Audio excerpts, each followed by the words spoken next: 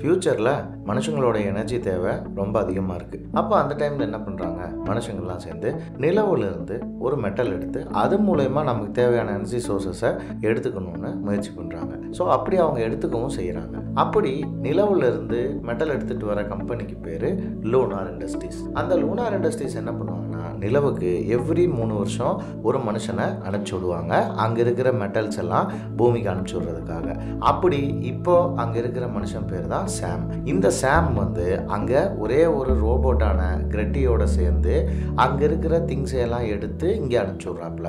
அப்படி அனுப்பி விட்டுருக்கும்போது அவருடைய கான்ட்ராக்ட் வந்து இன்னொரு 15 நாளில் முடிய போகுது. இப்போ அவர் வீட்டுக்கு வந்து அவருடைய ஒய்ஃபை குழந்தைகளெல்லாம் பார்த்தாரா இல்லையா, அவர் அங்கே இருக்கும்போது நிலவை பற்றி என்னென்ன தெரிஞ்சுக்கிட்டாரு, உண்மையானுமே பூமியில் மனுஷங்களோட வாழ்க்கைங்கிறது எவ்வளோ பிளஸ்டானது, இப்படிங்கிற பல கேள்விகளுக்கு நமக்கு ரொம்ப சுவாரஸ்யமாகவும் ட்விஸ்ட்டுக்கு மேலே ட்விஸ்ட்டு வச்சு திகிலாகவும் சொன்ன படம் தான் வணக்கம் ப்ரோ, வெல்கம் டு கத்திரிக்கோள். இன்றைக்கி நம்ம 2009 டூக் அண்ட் ஜோன்ஸோட டைரக்ஷனில் வெளியே வந்த 3 படத்தை பற்றி தான் பார்க்க போகிறோம். படத்தோட ஆரம்பத்திலேயே பூமியில் இருக்கிற பல இடங்களை கேமரா வந்து படம் பிடிக்குது. அப்படி மனுஷங்க பூமியில் இருக்கிறதுக்காக, மனுஷங்களுடைய பவர் தேவைக்காக நம்ம என்னென்னமோ வழியிலலாம் கடந்த காலத்தில் ட்ரை பண்ணியிருக்கோம்.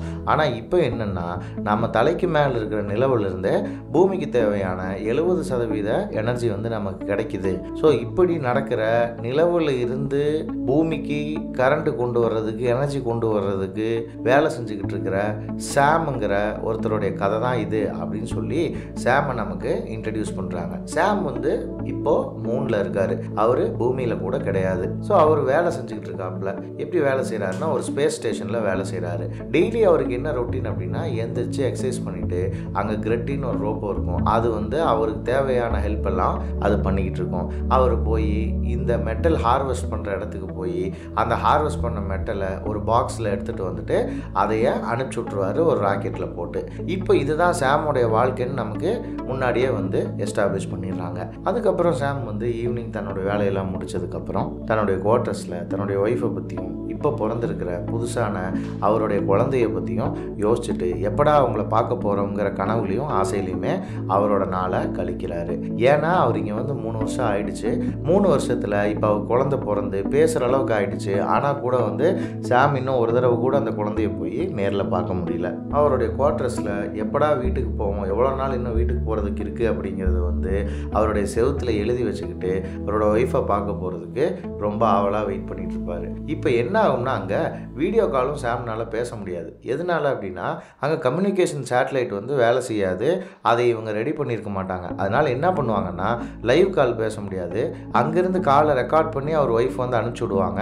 அதை தான் வந்து சாம் பார்த்துக்கணும். சாம் அதே மாதிரி இங்கேருந்து பேசி அனுப்புவாப்பில், அதை தான் அவங்க ஒய்ஃப் பார்த்துக்கணும். இப்படி டைரெக்டான கம்யூனிகேஷனே இல்லாதனால சாம் வந்து ரொம்ப மனசளவில் உடஞ்சி போயிருப்பான். எப்படா திரும்ப வந்து நம்ம வீட்டுக்கு போய் நம்ம குடும்பத்தை பார்க்க போகிறோங்கிறது மட்டும்தான் அவனுடைய ஒரே தாட்டாக இருக்கும். இப்போ வந்து அந்த ரோபோ வந்து நம்ம சாமுக்கு வந்து முடி வெட்டி விட்டுக்கிட்டு இருக்கோம். அப்போ வந்து ஏன் இந்த மாதிரி வந்து பண்ணுறானுங்க, ஒரு கம்யூனிகேஷன் சேட்டலைட்டை கூட இவங்க சரியாக பண்ண மாட்டாங்களா அப்படின்னு சாம் வந்து ரொம்ப ஃபீல் பண்ணி பேசிகிட்டு இருப்போம். அதுக்கப்புறம் ஒய்ஃப் கிட்ட இருந்து வழக்கம் போல் வீடியோ வரும். அது கால் கிடையாது. அந்த வீடியோவில் நான் உன்னை ரொம்ப மிஸ் பண்ணுறேங்கிற மாதிரி அவள் ஒய்ஃப் சொல்லுவாள். பட் அதுக்கு சாம்னால் ரியாக்ட் கூட பண்ண முடியாது. க்ளீன் ஷேவெல்லாம் பண்ணிவிட்டு சாம் போய் அவங்களோட ஒய்ஃப் கூட பேசிட்டு ரொம்ப லோன்லியாக ஃபீல் பண்ணிகிட்டு இருக்கும்போது தான் வீடியோ காலில் வந்து அவங்க ஒய்ஃப் வந்து அவங்க பொண்ணை காட்டுவாங்க. பொண்ணு வந்து இல்லை ஆஸ்ட்ரோனட் டாடி அப்படின்னு சொல்லி அவங்க அப்பா ஒரு ஆஸ்ட்ரோனட்டுங்கிறத ரொம்ப சந்தோஷமாக சொல்லுவோம். இதை கேட்டோன்னா சாமுக்கு வந்து மேற்கொண்டு மறுபடியும் சோகமாக இருக்கும். ஏன்னா வந்து இப்படி வந்து நம்ம குழந்தை கூடயே நம்ம டைம் ஸ்பெண்ட் பண்ண முடியாமல் போயிடுச்சு, இவ்வளோ வாழ்க்கையில் பெரிய தப்பு பண்ணிட்டோமே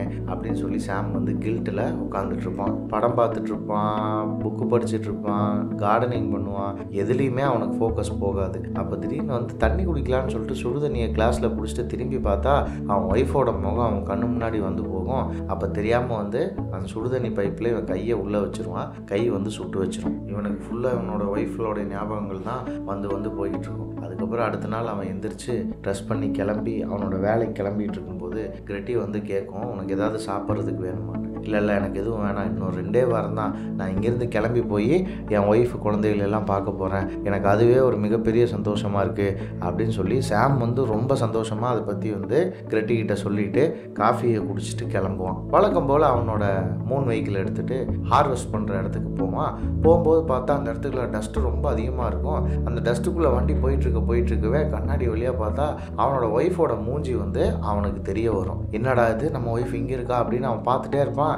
பார்த்தா ரோட்டை கவனிக்காமல் விட்டுருவான். நேராக அந்த மெஷின்குள்ளே போய் இந்த வண்டி சிக்கிடும், அடிபட்டுரும். இந்த வண்டிக்குள்ளே ஃபுல்லாக மண் வந்து மூடிடும். இவன் முகமெல்லாம் அடிபட்டு இதாகிடும். அப்போ திடீர்னு கண்ணு முழிச்சு பார்த்தா மறுபடியும் வந்து அவன் லேபில் இருப்பான். லேபில் இருந்தால் இப்போ பக்கத்தில் கிரெட்டி வந்து நிற்கும். என்னாச்சு, எனக்கு ஏன் இப்படி ஆன அப்படின்னு கேட்கும்போது, இல்லை உனக்கு எந்த பிரச்சனையும் இல்லை, ஒரு சின்ன ஆக்சிடென்ட்டு, அதனால் வந்து இப்போதைக்கு வந்து உன்னை வந்து அப்சர்வேஷனில் வச்சுருக்கோம், உன்னுடைய உடம்பு ரெடி ஆனதுக்கப்புறம் நீ இந்த மறுபடியும் போய் வேலை செய்யலாம் அப்படின்னு சொல்லுவோம். ஆனால் சாம்னால சும்மாலாம் படுக்க முடியாது. கொஞ்ச நேரம் படுத்துருந்துட்டு அப்படியே தட்டு மாதிரி எந்திரிச்சு வருவான். எந்திரிச்சு வரும்போது பார்த்தா அந்த கிரெட்டி வந்து அங்கே கீழே இருக்கிற லூனார் பேஸ், அதாவது பூமியில் இருக்கிற அந்த கம்பெனி கூட வீடியோ கால் வந்து லைவாக பேசிகிட்டு இருக்கும். இதை பார்த்து சாமுக்கு ஒரு டவுட் வரும். பட் ஆனால் எதுவும் பெருசாக கேட்காம உள்ளே போயிடும். உள்ளே போயிட்டு அவனோட கேம்லாம் விளையாட ஆரம்பிச்சிருவான். விளையாட ஆரம்பித்தா நான் ரெடி ஆகிட்டேன், நான் எப்போ வேலைக்கு போகலாம் அப்படின்னு கேட்கும்போது, இல்லை இன்னொரு நாள் நீ வந்து இங்கே இரு, நாளைக்கு பேஸுக்கு போய்க்க, இன்னும் நீ வேலைக்கு போகணுன்னா இன்னும் கொஞ்சம் டைம் ஆகும் அப்படின்னு சொல்லும்போது இவன் வெளியே போகணும்னு ட்ரை பண்ணுவான். ஆனால் அவங்க வந்து கம்பெனிலேருந்து இவன் உடம்பு சரியாகாமல் இவனை வெளியே அனுப்பக்கூடாதுன்னு ஸ்ட்ரிக்ட் ஆர்டர் போட்டிருப்பாங்க பிரெட்டிக்கு. அவன் தூங்கும்போது அவனுக்கு எக்கச்சக்க கனவுகள் வரும். அந்த கனவுல யாரோ வந்து என்னென்னமோ பண்ணுவாங்க. யாரோ ஒரு ஆஸ்ட்ரோநாட் வந்து அவன் காலை பிடிச்செல்லாம் இழுப்பாங்க. அப்போ வந்து மறுபடியும் வந்து இப்போ வீடியோ காலில் என்ன சொல்லுவாங்கன்னா, அந்த கம்பெனிலேருந்து நீ வெளியெல்லாம் போகக்கூடாது, நீ இந்த மாதிரி ரெக்வஸ்ட் பண்ணியிருந்தேன்னு வந்து கிரெட்டி என்கிட்ட சொல்லுச்சு.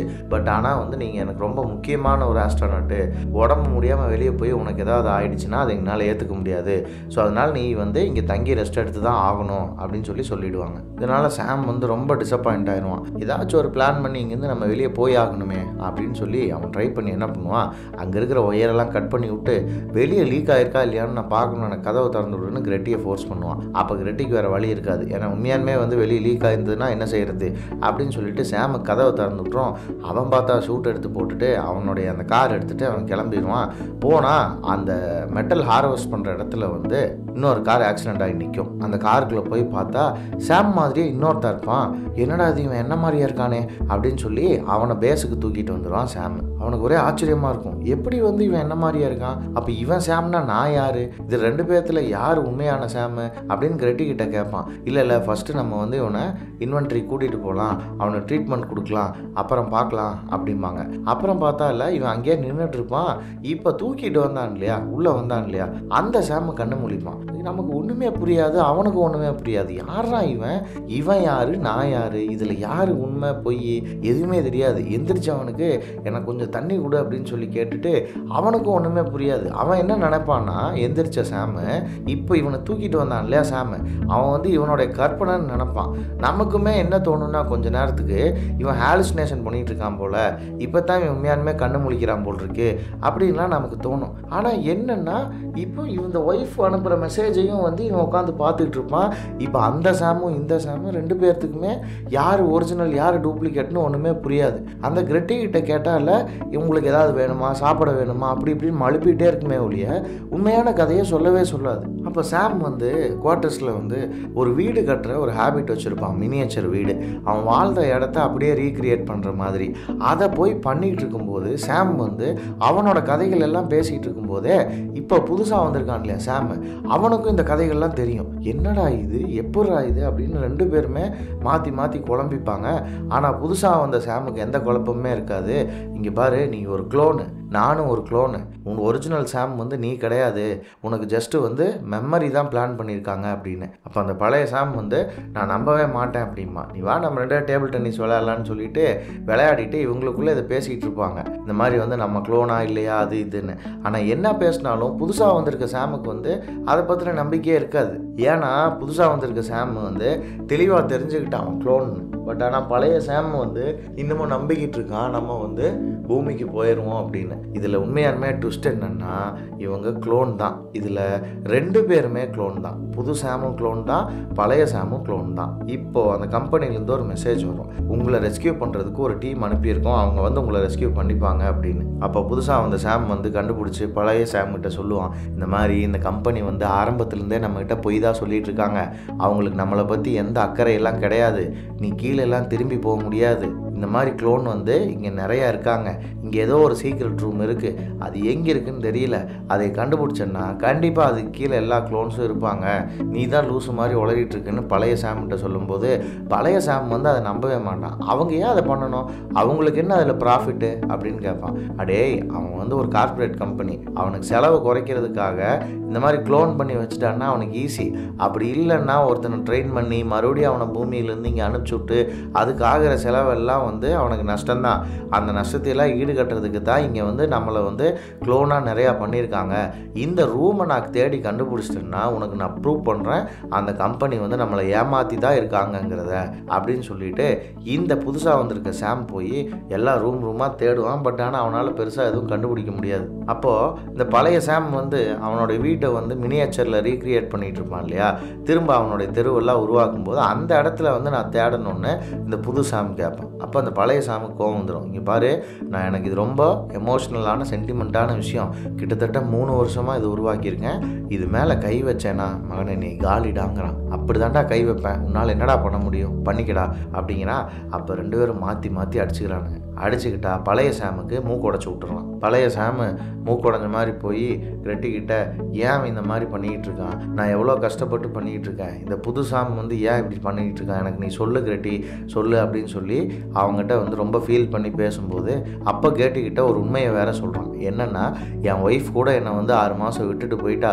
அவள் கடைசியாக எனக்கு இன்னொரு வாய்ப்பு கொடுக்குறேன்னு சொல்லியிருக்கா, அந்த வாய்ப்பை நான் சரியாக பயன்படுத்திக்கணும், நான் மாறணும், நான் கண்டிப்பாக மாறுவேன்னு நம்புகிறேன் அப்படிங்கும்போது கேட்டி வந்து நீ மாறியிருக்க, உண்மைதான் சாம், நீ வந்து பழைய மாதிரிலாம் கிடையாது, அவளுக்கு இவ்வளோ மெசேஜ் நான் அனுப்புனல கேட்டி, அது எதுவுமே அவளுக்கு போய் ரீச் ஆகலையா, உண்மையாலுமே இங்கே என்ன தான் நடக்குது, தயவு செஞ்சு சொல்லு அப்படின்னு கேட்கும்போது இல்லை இங்கே மூணில் பேஸில் நடக்கிறதுக்கு மட்டும்தான் நான் பொறுப்பு, பூமியில் நடக்கிறதுக்கு நான் பொறுப்பு இல்லை, அதனால் அதை பற்றி என்கிட்ட கேட்காத சாம் அப்படின்னு சொல்லி கேர்ட்டி அங்கேருந்து தப்பிச்சிடும். அப்போ கேட்பான், நான் உண்மையை சொல்லு, நான் உண்மையாலுமே நான் க்ளோன் தானா, ஏன் என்கிட்டேருந்து மறைக்கிற அப்படின்னு கேட்கும்போது இல்லை நீ க்ளோன் கிடையாது, ஆனால் நீயும் ஒரு க்ளோன் தான், ஏன்னா வந்து இப்போ வந்திருக்க சாமும் க்ளோன் தான், நீயும் க்ளோன் தான், நீ தூங்கி எந்திரிச்சு உனக்கு சில டெஸ்ட்டெல்லாம் நாங்கள் பண்ணி பார்த்தோம், உனக்கு இருக்கிற மெமரிஸ் எதுவுமே வந்து உண்மை கிடையாது, எல்லாமே ஒரிஜினல் சாம்பிளோடைய எடிட்டடு மெமரிஸ் தான், உனக்குன்னு சொந்த வாழ்க்கைன்னு எதுவுமே இல்லை அப்படின்னு சொல்லி உண்மையை கேர்ட்டி சொல்லிடும். அப்போ தான் இந்த பழைய சாமுக்கு புரிய வரும் என்னென்னா புது சாம் சொன்னது உண்மை தான், கம்யூனிகேஷன் சேட்டலைட் வந்து வேலை செய்யாமல் எல்லாம் போகல, அதே மாதிரி இங்கே ஏதோ ஒரு சீக்ரெட் ரூம் இருக்குது, இந்த கம்பெனி வந்து நம்மளை ஏமாற்றிட்டு இருக்காங்க, நாங்கள் 2 பேருமே க்ளோன்ஸ் தான் அப்படிங்கிறத பழைய சாம் புரிஞ்சுக்குவான். அப்புறம் புது சாம் பழைய சாம் 2 பேருமே சேர்ந்து பிளான் பண்ணி இங்கே சிக்னல் கிடைக்கல அப்படின்னா அப்போ சேட்டலைட் நல்லா தான் இருக்குன்னா இந்த கம்பெனி தான் ஏதோ வந்து சதி பண்ணி நம்மளை வந்து பூமியை கான்டாக்ட் பண்ண விடாமல் பண்ணியிருக்காங்க. ஸோ அது என்னங்கிறது நம்ம கண்டுபிடிக்கணும்னா இந்த ஒர்க் ஏரியா விட்டு நம்ம கொஞ்சம் வெளியே போகணும், நீ என் கூட வான்னு சொல்லி 2 பேரும் ஆளுக்கு ஒரு வண்டி எடுத்துகிட்டு தூரமாக போவாங்க. இவங்க ஒர்க் ஏரியாலாம் தாண்டி போய் பார்த்தா அங்கே சிக்னல் ஜாமர் வச்சுருப்பாங்க. அந்த சிக்னல் ஜாமரை 2 பேருமே கண்டுபிடிச்சிருவாங்க. இப்போது பழைய சாமுக்கு வந்து எல்லாமே கன்ஃபார்மாக தெரிஞ்சு போயிடும், இங்கே இருக்கிறது எல்லாமே போய் இது எல்லாமே ஒரு செட்டப்னு. ஆனால் அவனுக்கு வந்து உடம்பு ரொம்ப முடியாமல் போனதுனால நான் பேஸுக்கு சீக்கிரமாக போகிறேன் அப்படின்னு சொல்லிட்டு இந்த புது சாம் இங்கே விட்டுட்டு அவன் போயிடுவான். புது சாம் வந்து மீதி இருக்கிற இடங்கள்லாம் நான் போய் செக் பண்ணிட்டு வரேன், இன்னும் எத்தனை ஜாமர்ஸ் வச்சுருக்கானுங்கன்னு தெரியலன்ட்டு அங்கேயே இருந்துருவான். இவன் அவசரமாக ஓடுவான், பார்த்தா பிளட்டாக இவனுக்கு வாமிட்டு வரும். உள்ளே போய் இவனோட ரூமில் போய் வாந்தி எடுப்பான், இவனோட பல்லு கூட கீழே விழுக ஆரம்பிச்சிடும். ஏன்னா அங்கே கொடுக்குற சாப்பாடோ ஏதோ சின்ன பிரச்சனையாக இருக்கும்னு நினைக்கிறேன். இருக்கிற எல்லா க்ளோனுமே 3 வருஷத்துலேயே இறந்து போயிடுவாங்க போல். இப்போ இவன் என்ன பண்ணுவான், ஒரு முடிவு பண்ணி இதை எப்படியாவது நம்ம இன்னைக்கு தெரிஞ்சே ஆகணும்டா அப்படின்னு சொல்லி சாம் பெல்லோடைய 3 இயர் கான்ட்ராக்ட் லாக அவன் ஓப்பன் பண்ணி பார்க்கணுன்னு பார்ப்பான். ஆனால் பாஸ்வேர்டு வந்து தப்புன்னு வரும். அப்போ பேர்ட்டியே வந்து அவனுக்கு ஹெல்ப் பண்ணி அந்த பாஸ்வேர்டு போட்டால் பார்த்தா உண்மையான சாம் பெல் வந்து ரொம்ப வருஷத்துக்கு முன்னாடியே வந்து சிக்காகி இங்கேருந்து கிளம்புறேன்னு சொல்லி கிளம்புவான். ஒவ்வொரு தடவையும் அவன் கிளம்புறேன்னு சொல்லி ஒரு ஸ்லீப்பிங் பாட் மாதிரி இருக்கிற ஒரு ரூம்குள்ளே போய் படுக்கும்போது அந்த ஸ்லீப்பிங் பாட்லேருந்து அவனை எரேஸ் பண்ணி அவனை கொண்டுடுறாங்க. இதுதான் அங்கே நடந்திருக்கு. ஸோ இதே வீடியோவில் பார்த்துட்டு இந்த பழைய சாம் வந்து அந்த ஸ்லீப்பிங் பாடுக்கிட்ட போயிட்டு ஸ்லீப்பிங் பாடுக்குள்ளே அவன் படுக்கிறதுக்கு பதிலாக அவனோட தொப்பி மாதிரி ஒன்று வச்சா அங்கேருந்து ஒரு இமேஜ் ஒன்று வருது. அந்த இமேஜில் இந்த கம்பெனியோட ஓனர் வந்து பூமி மக்களுக்கு வந்து எனர்ஜியை கொடுக்கறதுக்காக நீங்கள்லாம் உழைக்கிறதுனால தான் நம்ம லூனார் கம்பெனி வந்து பூமியில் எல்லாத்துக்கும் எனர்ஜியை கொடுக்க முடியுது. உங்களை நினச்சா எங்களுக்கு பெருமையாக இருக்குது. நீங்கள் சீக்கிரமாக பூமிக்கு போயிடலாம். இன்னொரு 10 மணி நேரத்தில் உங்களை பிக்கப் பண்ணுறதுக்கு ஆள் வந்துடுவாங்க அப்படிங்கிற வீடியோ வந்து ஓடிக்கிட்டு இருக்கு. ஆனால் ஆக்சுவலாக என்னென்னா ஆளும் வரமாட்டாங்க, யாரும் வரமாட்டாங்க. இப்படி படுத்துட்டா கொஞ்ச நேரத்துலேயே வந்து அவனை அப்படியே தூங்க வச்சு தூக்கத்திலேயே கொன்னுட்டு இன்னொரு க்ளோனை எழுப்பி விட்ருவாங்க. இது இப்போ பழைய சாமுக்கு புரிஞ்சதுனால உங்கள் பிளானை கண்டுபிடிக்கிறேன்டா, உங்கள் ஊழலை கண்டுபிடிக்கிறேன்டான்னு அவன் தேடுவான். தேடினா பார்த்தா கீழே வந்து ஒரு டோர் ஒன்று இருக்கிறத அவன் கண்டுபிடிப்பான். அதை திறந்து பார்ப்பான். திறந்து பார்த்தா உள்ளுக்குள்ளே ஒரு பெரிய ஸ்டேர் கேஸ் ஒன்று உள்ளே போகும். இப்போது இதே டைமில் வந்து இந்த புது சாம் இருக்கான் இல்லையா, வெளியே போய் சுற்றிட்டு வந்தான்ல, அவன் வந்து திரும்ப பேஸுக்கு வந்துடுவான். அவன் வந்துட்டு சொல்லுவான், இந்த மாதிரி இன்னொரு 3 இடத்துல வந்து சிக்னல் ஜாமர்ஸ் வச்சுருக்கானுங்க. அவனுக்கு எந்தெந்த இடத்துல என்னென்ன மாதிரி வச்சுருக்கானுங்கன்றத நான் ஒரு மாதிரி மேப் மாதிரி போட்டுட்டு வந்திருக்கேன் அப்படின்னு சொல்லுவான். சொன்னால் இவன் டல்லாக இருப்பான். ஏன்டா டல்லாக இருக்கா, என்னாச்சு அப்படின்னு பழைய சாமிகிட்ட கேட்கும்போது, ஒன்றும் இல்லை, உன்னோட சீக்ரெட் ரூம்னு நீ எல்லா பக்கம் தேடிக்கிட்டு இருந்தியே, அந்த சீக்ரெட் ரூமை நான் கண்டுபிடிச்சிட்டேன், நீ வந்து பாருன்னு அவனையும் கூட்டிகிட்டு கீழே போவாங்க. கீழே போய் பார்த்தா நிறையா ஸ்லீப்பிங் பாட் இருக்கும், நிறைய க்ளோன்ஸ் வந்து அதுக்குள்ளே இருக்கும். அப்போ தான் இவங்களுக்கு புரியும் என்னென்னா இது வந்து ரொம்ப வருஷமாக நடந்துக்கிட்டு இருக்கு. இப்போ இவங்க இறந்தாங்கன்னா 3 வருஷம் கழிச்சு டப்புன்னு இங்கேருந்து இன்னொரு க்ளோனை எடுத்துக்க போகிறாங்க அப்படின்னு. இதை தெரிஞ்சுக்கிட்டு பழைய சாம்னால் வந்து ப்ராசஸ் பண்ணவே முடியாது. அவன் வந்து மனசளவுலேயும் உடம்பளவுலேயும் ரொம்ப வீக் ஆயிடுவான். வீக் ஆகிட்டு இருங்கடா உங்கள் ஊழலை நான் கண்டுபிடிக்கிறேன் அப்படின்னு சொல்லிட்டு ஒரு லேப்டாப் எடுத்துகிட்டு அவனோட ஷூட்டெல்லாம் போட்டுட்டு அவன் வண்டி எடுத்துகிட்டு வெளியே கிளம்புவான். அப்போ கூட கிரெட்டி வந்து கேட்கும், நான் உனக்கு ஏதாவது ஹெல்ப் பண்ணுமா அப்படின்னு. அதெல்லாம் நீ எனக்கு எந்த ஹெல்ப்பும் பண்ண வேணாம் அப்படின்னு சொல்லி அதுக்கிட்டையும் கத்திட்டு வண்டி எடுத்துகிட்டு வேகமாக போவான். இந்த சிக்னல் ஜாமர்ஸ்க்கு வெளியே போய் நின்றுட்டு அந்த சின்ன லேப்டாப்பில் சாமோடைய வீட்டுக்கு அவன் ஃபோன் பண்ணுவான். பார்த்தா அங்கே ஃபோன் எடுக்கிறது ஒரு 17-18 வயசு பொண்ணாக இருக்கும். அந்த பொண்ணு யார் என்னன்னே சாமுக்கு தெரியாது. அதனால் அந்த பொண்ணுக்கிட்ட நான் ஈவ்கிட்ட பேசணும், நீங்கள் ஃபோனை கொடுக்க முடியுமா அப்படின்னு. நான் தான் ஈவ் அப்படின்பா. அப்படியா, உங்கள் அம்மா எங்கே அப்படின்னா, எங்கள் அம்மா இறந்துட்டாங்க, எங்கள் அம்மா இறந்து 3 வருஷம் ஆகுது அப்படின்னு அந்த பொண்ணு சொல்லுவான். இவனால் வந்து அதை அக்செப்ட் பண்ணிக்கவே முடியாது. இவன் தான் அப்பங்கிறத இவன் சொல்லவும் மாட்டான். அங்கே சரியாக சிக்னல் இல்லாதனால இமேஜும் கீழே கரெக்டாக போய் சேராது. ஸோ இப்போ என்ன பண்ணுறதுன்னு தெரியாமல் உங்கள் அம்மா எப்படி இருந்தாங்க உண்மையை சொல்லு அப்படின்னு கேட்கும்போது அந்த பொண்ணு வேற யாரையோ ஒருத்தனை அப்பான்னு கூப்பிட்டு, அப்பா அம்மாவை பற்றி ஒருத்தன் கேட்குறாங்க பாருங்களேன் அப்படின்னு சொல்லும்போது இவன் பயந்துட்டு டப்புன்னு ஃபோனை கட் பண்ணிடுவான். கட் பண்ணிவிட்டு இவனுக்கு வாழ்க்கையே வெறுத்த மாதிரி ஆயிரும். இதுக்கு மேலே இவனுக்கு ஃபேமிலி குடும்பம்னு ஒன்றும் இல்லைங்கிறது இவனுக்கு புரிஞ்சு போயிடும். அதுக்கப்புறம் அங்கேருந்து அவன் பேஸுக்கு போயிடுவான். பேஸுக்கு போய் அவன் ஹெல்த் வந்து ரொம்ப மோசமாயிரும். ஒரு இடத்துல சாஞ்சு அப்படியே உட்காருவான். உட்காந்து அப்படியே சரிஞ்சிருவான். புது சாம் வந்து அவனை தூக்கிட்டு போய் பெட்டில் படுக்க வச்சுட்டு, ஒன்றும் பிரச்சனை இல்லைடா, எல்லாத்தையும் பார்த்துக்கலாம், எல்லாம் சரியாயிடும் அப்படின்னு சொல்லி அவனுக்கு ஆறுதல் சொல்லிட்டு இவனோட லேப்டாப் எடுத்து பார்ப்பான். பார்த்தா அந்த கால் அதில் ரெக்கார்ட் ஆகிருக்கும். அதில் வந்து இவன் பேசின விஷயங்கள் எல்லாமே புது சாமுக்கும் தெரிஞ்சிருக்கும். இப்போ கிரெட்டி கிட்ட போயிட்டு புது சாம் வந்து பேசுவான். இங்கே பாரு, கீழே இருக்கிற க்ளோன்ஸ் எல்லாம் வந்து நீ எழுப்பி விடுறதுக்கு நீ ஹெல்ப் பண்ணியே ஆகணும். ஏன்னா வந்து வேறு வழி கிடையாது. இப்போது அவங்க மேலேருந்து வந்துக்கிட்டு இருக்காங்க. அவங்க ரெஸ்கியூ டீம் வரும்போது நாங்கள் 2 பேர் இருந்தால் எங்கள் 2 பேர்த்தில் யாரோ ஒருத்தரையோ இல்லை 2 பேர்த்தையோ கொல்றதுக்கு வாய்ப்பு இருக்கா இல்லையான்னு கிரெட்டி கிட்ட கேட்பான். ஆமான்னு கிரெட்டி சொல்லும். அப்போ வேறு வழியே இல்லை, நீ புது க்ளோனை எழுப்பி விடு, அவனை வந்து நம்ம காரில் கொண்டு போய் போட்டுருவோம், நாங்கள் 2 பேரும் செத்தா உனக்கு பரவாயில்லையான்னு கிரெட்டி கிட்ட கேட்கும்போது கிரெட்டி ஃபீல் பண்ணி, இல்லை அப்படிலாம் கிடையாது, நீங்கள் தான் எனக்கு ரொம்ப முக்கியம், நீங்கள் சாவணுன்னுலாம் நான் ஒரு நாளும் எதிர்பார்க்க மாட்டேன், நான் வந்து கண்டிப்பாக அந்த க்ளோனை எழுப்பி விட்றேன்னு சொல்லி க்ளோனை எழுப்பி விட்றதுக்கு ஒத்துக்கும். அப்புறம் போய் புது சாமும் கிரெட்டியும் சேர்ந்து க்ளோனை எழுப்பிட்டு வந்து மேலே இன்வென்ட்ரியில் படுக்க வச்சுருப்பாங்க. இப்போது பழைய சாம் எந்திரிச்சு வந்து அவனுக்கு உடம்பு ரொம்ப முடியலாமல் போயிருக்கும் இல்லையா, அவன் எந்திரிச்சு வந்து இப்போது புதுசாக க்ளோனாக வந்திருக்கிற சாமை பார்ப்பான். அவன்கிட்ட போய் பேச போகும்போது இப்போ 2வது வந்த சாம் வந்து இல்லை அவனுக்கு இன்னும் கான்சியஸ்னஸ் வரல, அவங்ககிட்ட என்கிட்ட பேசாத, அதுக்கு முன்னாடி நான் ஒரு பிளான் சொல்கிறேன். என்னென்னா, நீ வந்து இப்போ இந்த இடத்துலேருந்து தப்பிக்க போகிற. எப்படின்னா, இங்கேருந்து மெட்டல் அனுப்புவோம்ல, அந்த ஷிப்பில் உன்னை படுக்க வச்சு நான் அனுப்பிச்சிட்றேன். நான் வந்து உனக்கு புதுசாக எந்திரிச்சிருக்கான் இல்லையா, அப்போ அந்த க்ளோனோட இடத்துல நான் படுத்துட்றேன். அந்த க்ளோனை உன்னோட இடத்துல ஆக்சிடென்ட் ஆன மாதிரி போட்டு செட் பண்ணிடுவோம். இதுதான் வழி நம்ம தப்பிக்கிறதுக்கு. நீயாச்சும் அட்லீஸ்ட் பூமிக்கு போ அப்படின்னு பிளான் சொல்லிவிட்டு மேலே போய் அவன் தப்பிக்க போகிற இடத்தையெல்லாம் காமிச்சு எந்த ஷட்டில் அவன் போகிறாங்கிறதெல்லாம் புது சாம் வந்து பழைய சாம்கிட்ட சொல்லிகிட்டு இருப்பான். இப்போ பழைய சாமோடைய ஹெல்த் வந்து ரொம்ப மோசமாயிரும். அப்போ வந்து பழைய சாம் முடிவு பண்ணிடுவான், நான் இனிமேல் எர்த்துக்கு போகிறதில்ல, நீ தான் போகிற. ஏன்னா உன்னால் வந்து இப்போ வந்திருக்க க்ளோனை கொல்ல முடியாது. ஏன்னா நான் தான் நீ, என்னாலேயும் இன்னொருத்தனை கொல்ல முடியாது. ஸோ அதனால் இதுக்கு ஒரே வழி தான் இருக்குது. நல்ல ஹெல்த்தோட நல்ல மெமரியோடு இருக்கிற நீ பூமிக்கு போ, இந்த சாம் இங்கே இருக்கட்டும். நான் போய் அந்த ஆக்சிடென்ட் ஆன ஷட்டிலில் நான் படுத்துறேன். நான் செத்தாலாச்சு உன்னை பூமிக்கு அனுப்பிச்சி விட்டா தான் இங்கே இருக்கிற உண்மைகளை நம்ம வெளியே கொண்டு வர முடியும் அப்படின்னு சொல்லி பழைய சாம் வந்து சொல்லுவான். புது சாம் வந்து யோசிப்பான், பட் ஆனால் அவன் சொல்கிறது கரெக்டாக இவனுக்கு படும். அதனால் சரி ஓகேன்னு சொல்லி பிளான் பண்ணுவாங்க. இப்போ என்ன பண்ணுவாங்கன்னா, இந்த ஷட்டில் வேறு இப்போ பக்கத்தில் வரப்போகுது. இவங்க வர்றதுக்குள்ளே இது எல்லாத்தையுமே இவங்க பண்ணி முடிக்கணும். அதனால் டப்புன்னு பழைய சாமை தூக்கி அந்த வண்டியில் போட்டு அந்த ஆக்சிடென்ட் ஆன இடத்துக்கு கொண்டு போய் அவனை தூக்கி உள்ளே போட்டு கொண்டு போய் அந்த இடத்துல ஆக்சிடென்ட்டில் அவன் படுத்த மாதிரியே படுக்க வச்சுருவாங்க.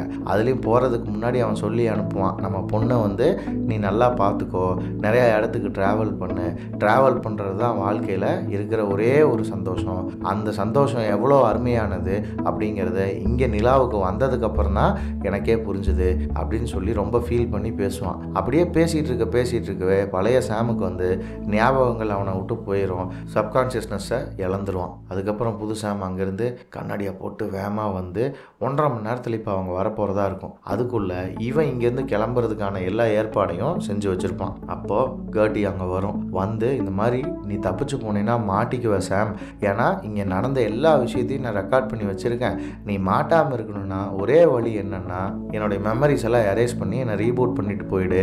அவங்க வந்ததுக்கப்புறம் நான் அந்த மெமரிஸ்லேருந்தெல்லாம் திரும்ப நான் வந்து எடுத்துக்கிறேன் அப்படின்னு சொல்லுவான். அப்போ வந்து சாம் கேட்பான், ஏன் கர்ட்டி நீ வந்து இதெல்லாம் உன்னுடைய ப்ரோக்ராமுக்கு எகென்ஸ்ட் ஆனது தானே, நீ எதுக்காக என்னை ஹெல்ப் பண்ணுற அப்படின்னு கேட்கும்போது கர்ட்டி சொல்லும், இல்லை என்னுடைய ப்ரோக்ராமுக்கு எகென்ஸ்ட் ஆனதெல்லாம் இல்லை, என்னுடைய ப்ரோக்ராமே உனக்கு ஹெல்ப் பண்ணுறது தான் அப்படின்னு சொல்லும்போது கர்ட்டி ரொம்ப ஃபீல் பண்ணிவிட்டு, நீ போய் கொஞ்ச நாள்லேயே நாங்கள் திரும்ப எங்கள் பழைய ப்ரோக்ராம் படி எல்லா வேலையும் நாங்கள் செய்ய ஆரம்பிச்சிருவோம், நானும் புதுசாக வந்திருக்கிற சாமும் அப்படின்னு சொல்லும்போது அப்போ சாம் வந்து பக்கத்தில் போய் கர்ட்டி கிட்ட அந்த சுவிட்செல்லாம் தட்டி விடுறதுக்கு முன்னாடி சொல்லுவான், இங்கே பாரு நம்ம ரோபோட் கிடையாது, நானாகட்டும் நீ ஆகட்டும் சுயமாக யோசிக்கிற மனுஷங்க, நமக்குன்னு சுயமான எமோஷன்ஸ் இருக்குது அப்படின்னு சொல்லிட்டு அந்த பாட்டில் போய் படுத்து பூமிக்கு போகிறதுக்கு ரெடி ஆவான். அப்போ அவன் படுக்கும்போது தான் டப்புன்னு அவனுக்கு ஞாபகம் வரும், என்னென்னா புதுசாக இப்போ எந்திரிக்க போகிறான் இல்லையா சாம், அவனுக்கு இந்த விஷயங்கள்லாம் தெரியணும் இல்லையா.